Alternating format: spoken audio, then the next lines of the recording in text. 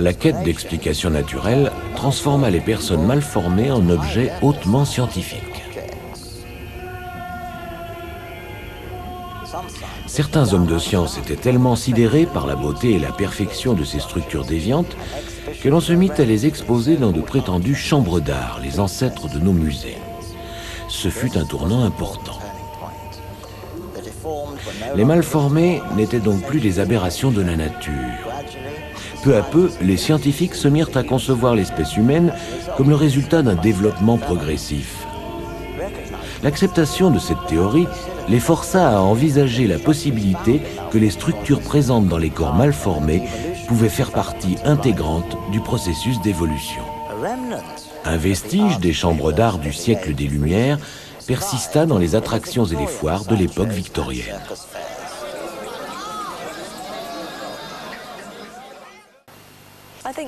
De nos jours, malheureusement, les femmes, mais aussi les hommes, sont persécutés par les médias. On ne peut pas ouvrir un magazine sans tomber sur des femmes et des hommes d'1,80 m qui sont incroyablement minces. Combien de femmes entrent réellement dans cette catégorie? Pas beaucoup.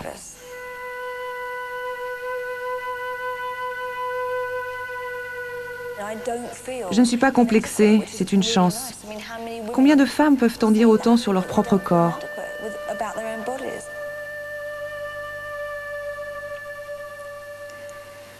Un jour, on m'a proposé la chirurgie esthétique. Pas pour moi, merci bien. Pourtant, beaucoup de femmes y ont recours parce qu'elles veulent avoir un beau corps. Mais mon corps est déjà beau. Il est différent, c'est tout. La personnalité, c'est extrêmement important. Si on n'a pas de personnalité, on n'est pas un être humain. Et chaque être humain est un individu à part.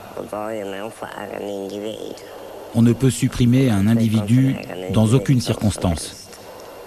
Ça, c'est une chose que j'ai apprise.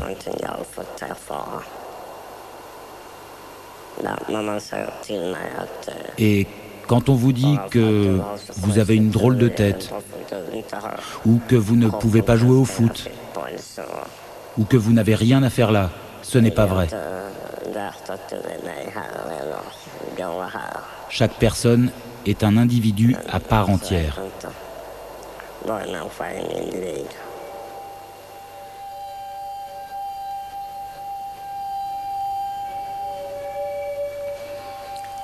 Pendant le siècle des Lumières, où la science était en plein essor, on se mit à considérer les malformations physiques sous un jour nouveau. De divines ou démoniaques, elles étaient devenues des merveilles de la nature. En ces temps éclairés et scientifiques, l'imagination devint responsable de certaines malformations des nouveau-nés. Ainsi, si une femme enceinte avait connu des sensations fortes, aussi bien mentales que physiques, cela pouvait donner à son rejeton une forme ou une couleur anormale. Cette théorie, qui elle-même ne manque pas d'imagination, expliqua par exemple le fait qu'une princesse italienne accouche d'un enfant noir. Elle avait regardé trop intensément un tableau représentant un homme noir. Avec l'invention de l'imprimerie et la Renaissance qui s'ensuivit, l'attitude des gens envers les malformations physiques prit une nouvelle direction. Les prospectus signalant des naissances merveilleuses avaient un grand succès. Pour satisfaire la demande d'un public avide de sensations fortes, certains prospectus décrivaient les capacités inhabituelles de ces personnes. Celui-ci, par exemple. Cette femme sans bras pouvait tricoter, charger un pistolet, tirer avec et allaiter son bébé, tout ça en même temps, et en ne se servant que de ses jambes. Ça, je veux bien le croire, mais d'autres, vous serez d'accord avec moi, exagèrent quand même peut-être un petit peu.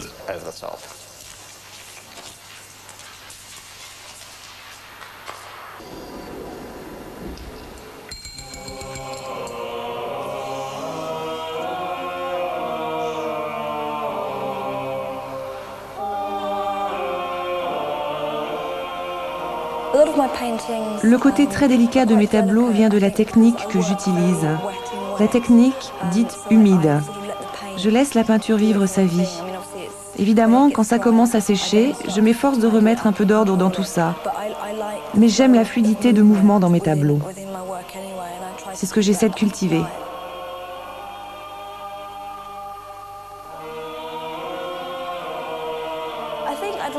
Je préférerais qu'on me considère simplement comme une artiste peintre plutôt que comme une artiste peintre handicapée qui peint avec la bouche. J'aimerais qu'on juge mon travail sur ses mérites et qu'on ne me cherche pas d'excuses s'il n'est pas bon. Elle a peint ça avec la bouche, alors elle a une excuse. Non, pour moi, ce n'est pas une excuse.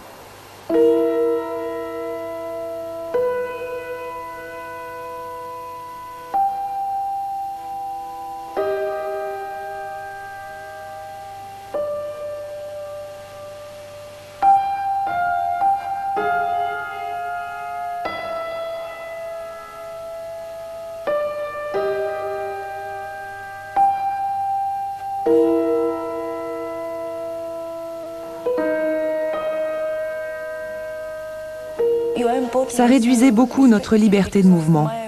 Je trouve que mes mouvements à moi sont beaucoup plus précis. J'arrive à faire des gestes plus complexes sans membres artificiels. Ils me rendaient maladroite. Si jamais je tombais, je ne pouvais pas me relever. Je tombais par terre comme un arbre qu'on coupe.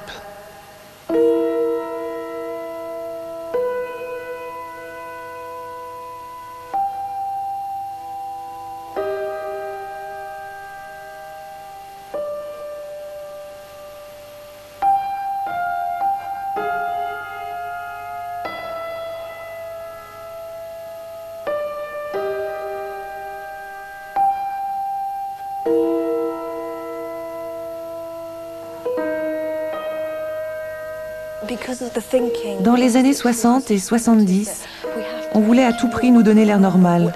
Allez savoir ce que ce mot veut dire d'ailleurs. Alors on croyait qu'il fallait nous donner des membres. Mais à mon avis, c'était avant tout pour que la société se sente à l'aise par rapport à nous, et pas pour que nous nous sentions à l'aise. Un enfant est toujours à l'aise dans son corps tant qu'il n'a pas affronté la société, car c'est elle qui fait qu'on se sent différent et mal à l'aise avec nous-mêmes.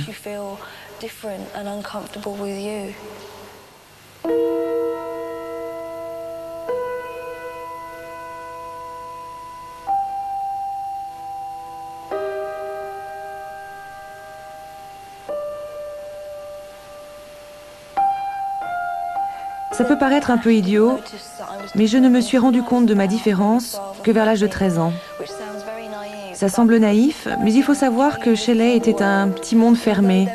Et même si des gens valides s'occupaient de nous, on ne se posait pas de questions. Ils s'occupaient de nous, ils commandaient, et nous n'étions que des enfants. En grandissant, on sortait un peu plus souvent, mais quand on était tout petit, c'était un peu un tabou. On ne nous sortait pas pour éviter de choquer les gens. On nous cachait, en fait. C'est quand on nous a emmenés au marché pour faire des courses, par exemple, que j'ai commencé à remarquer qu'on me regardait bizarrement. Je demandais aux gens « Pourquoi vous me regardez comme ça ?» C'est là que je me suis rendu compte que j'étais plus petite que les autres jeunes de mon âge. Et tout simplement que la société, malgré tout ce qu'on pouvait dire, n'acceptait pas vraiment les handicapés.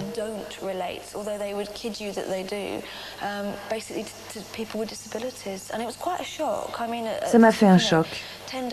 Découvrir à 13 ans, alors qu'on doit déjà affronter tous les problèmes de l'adolescence, qu'on est handicapé par-dessus le marché, c'était vraiment un choc. La théorie de la physiognomonie donna naissance à une polémique anthropologique chez les psychiatres, les médecins et les juristes de la fin du XIXe siècle. Ils conclurent que l'apparence physique d'un être humain reflétait son caractère, sa valeur et son aptitude à la survie. Des hommes politiques et des scientifiques du monde entier furent subjugués par l'idée qu'en éliminant les éléments déficients, on pourrait créer une race humaine parfaite.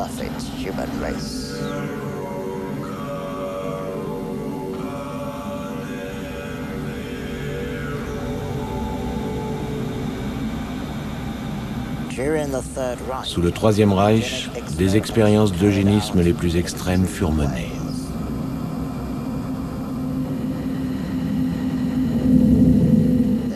Ce furent les journaux qui firent savoir aux gens des cirques et des foires ce qui les attendait. La plupart d'entre nous ignorent que nous avons plus de 100 000 attractions de foire en Allemagne. Ces 100 000 personnes devant gagner leur vie, une sélection qualitative doit être accomplie. Il faut faire un tri. Tout d'abord, les attractions faisant appel aux plus bas instincts des spectateurs doivent disparaître. Cela concerne principalement les handicapés qui exposent leur malformation. Ces artistes involontaires seront transférés à l'association d'État pour les handicapés physiques. Un travail approprié leur sera fourni.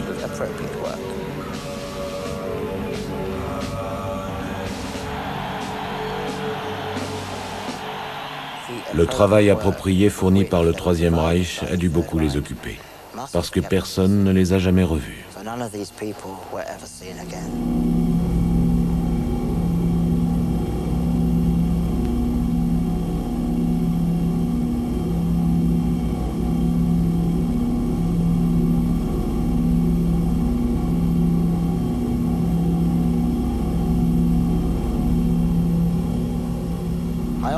Je me demande souvent si Hitler a réellement été vaincu, vu les efforts déployés de nos jours pour éviter la naissance d'enfants handicapés. Les diagnostics anténataux et les progrès de la chirurgie servent à déceler ou réparer la moindre déviation de ce que l'on considère comme la norme. L'essor de la technologie génétique donne une nouvelle et effrayante dimension à cette question. Une fois de plus, l'idée de l'être humain parfait pointe le bout de son vilain nez.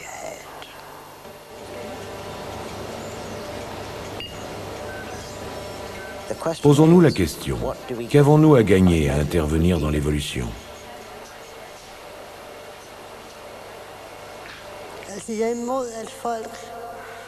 Je suis contre les gens qui décident d'avorter, après qu'un test effectué pendant la grossesse révèle que le bébé a un problème.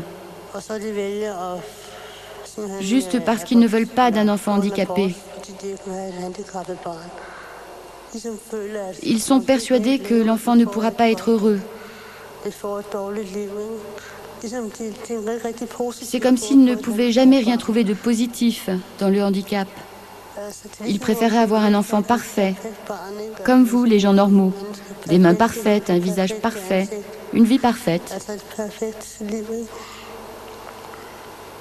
Je ne suis pas d'accord avec ça parce que nous, les handicapés, et les enfants handicapés comme je l'ai été, ont le droit de vivre.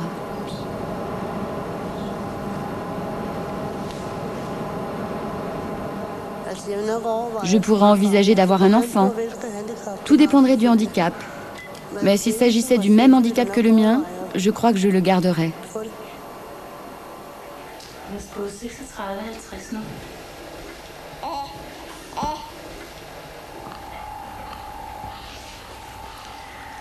J'ai appris que j'avais 50% de chance de transmettre ça à mes enfants. Mais pour moi, avoir un enfant ayant le même handicap que moi n'est pas un problème.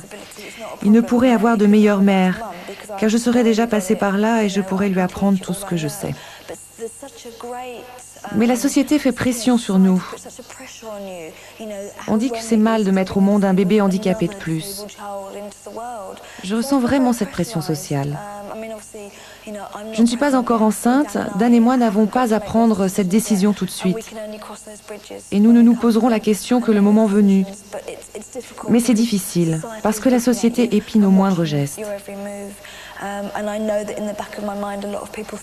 Je sais bien que des tas de gens trouvent que c'est mal de mettre au monde un handicapé de plus. Mais c'est une négation de mon existence et de celle de tous les handicapés. Et pourtant, notre vie a de la valeur. Un enfant atteint d'ostéogenèse imparfaite, par exemple, a malgré tout des choses à dire et des choses à offrir. Il ne faut pas jouer avec la nature et rejeter les gens comme ça. La thérapie génique ouvre des possibilités terrifiantes. Parce qu'on risque tous de devenir des bêtes sauvages qui s'entre-dévorent. Et ça ne pourra rien donner de bon.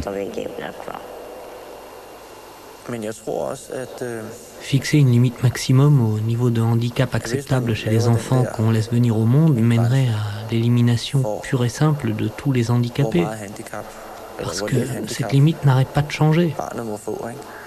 De même que j'essaie de repousser les limites qui me sont imposées, les gens tenteront toujours de repousser les limites.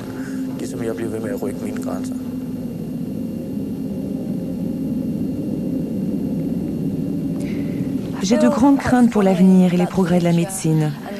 Parce qu'un jour, il pourrait bien ne plus y avoir de gens comme moi. Ce serait presque comme exterminer une espèce entière. Vous ne vous conformez pas à notre idéal, alors on va vous éliminer. Dans un sens, ce serait revenir à Hitler.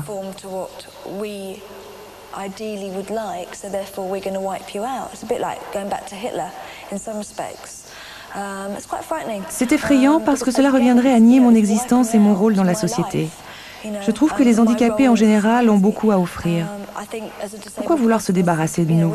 Pourquoi vouloir à tout prix obtenir l'être humain parfait?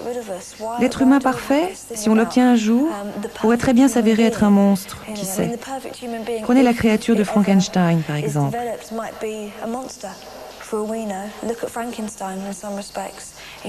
Il ne faut pas jouer avec la nature. Je suis née pour une raison. On ne la connaît peut-être pas, mais d'ailleurs, pourquoi a-t-on toujours besoin d'une raison? Il vaut parfois mieux accepter les choses telles qu'elles sont. J'existe, qu'on s'y fasse. Pour le monde extérieur, la sexualité et le handicap ne vont pas de pair. Les handicapés n'ont pas de sexualité et surtout pas de partenaire ni de vie sexuelle. Par exemple, quand je sors avec Dan, les gens viennent lui dire « Quel courage vous avez de vous occuper d'elle !» Comme si notre relation était à sens unique, comme si je n'étais bonne à rien et je n'apportais rien à notre relation. Or, ce n'est pas du tout le cas. Notre relation est très égalitaire et nous apportons chacun nos forces et nos faiblesses à notre couple. Les gens ont encore beaucoup d'idées préconçues sur le handicap. Ils pensent « c'est sale, ils n'ont pas de relation sexuelle, ce serait sale, ce n'est pas possible ».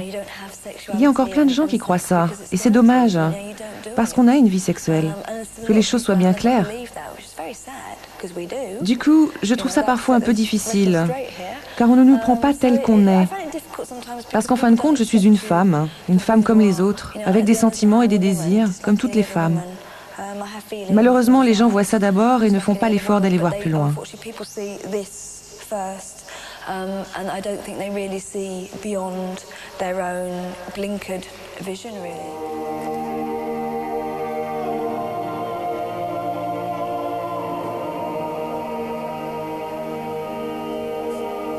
Ah, une dernière chose. Les Spartiates, malgré leur épuration génétique, n'ont pas survécu. En dépit de leurs efforts pour parfaire l'espèce, ils ont été rayés de la carte. Le Troisième Reich ne s'en est pas mieux tiré non plus, n'est-ce pas? Alors débarrassez-vous de nous, au risque et péril de l'histoire.